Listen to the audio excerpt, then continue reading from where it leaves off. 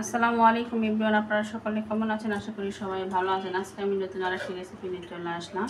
আজকে আমি পটল, আলু এবং মিনি মাছ দিয়ে অনেক মজাদার একটা রেসিপি রান্না করব। এটা আমি আপনাদের সঙ্গে শেয়ার করব।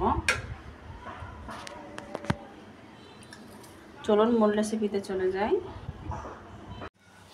এই যে আমি পটল আর আলুগুলো একদম কুচি কুচি করে নিয়েছি।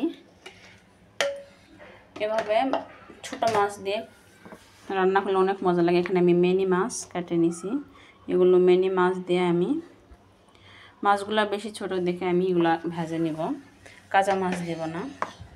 আর এখানে এই যে পেঁয়াজ, ধনিয়া পাতা সবগুলো কেটে নিয়েছি, কেটে ধুয়ে একদম রেডি। এটা আমি হাতে মেখে রান্নাটা করব। এই রান্নাটার নাম হলো হাতে মাখা চচ্চড়ি।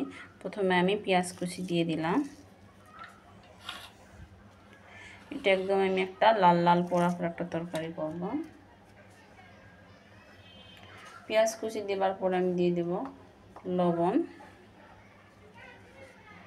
তারপরে দেব মরিচের গুঁড়া, তারপরে দিলাম ধনিয়া গুঁড়া, এখন দেব হলুদের গুঁড়া, তারপর দিলাম জিরিয়া গুঁড়া। এখন আমি একটু সরিষার তেল দিয়ে দেব, দিয়ে এখন সুন্দর করে আমি মাখে নেব। এভাবে হাতে মাখা চচ্চড়িটা অনেক মজা লাগে। এটা চিংড়ি মাছ, ছোটো মাছ এসব দিয়ে রান্না করলে বেশি ভালো লাগে। এই জন্য আমি একদম ঝুরি ঝুরি করে নিয়েছি। এই যে দেখুন মাখতে মাখতে একদম আমি এরকম করে ফেলে দিয়েছি। এখানে মনে হইতেছে হাফ রান্না হয়ে গেছে মাখার মধ্যে। এভাবে আমি চচ্চড়িটা মাখে নিয়েছি।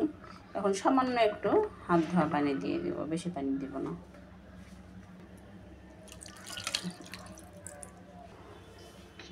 এই যে দেখুন এটা আমি এখন চুলায় বসিয়ে দেবো। এখন আর কিচ্ছু দেব না।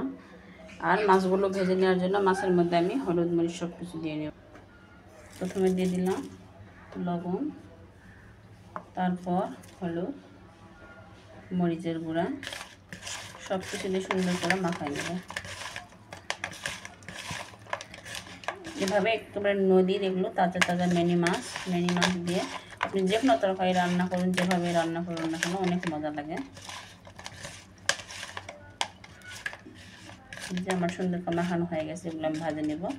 নিয়ে তরকারি যখন 15% রান্না হয়ে যাবে তারপরে আমি তরকারির মধ্যে এগুলো দিয়ে দেব।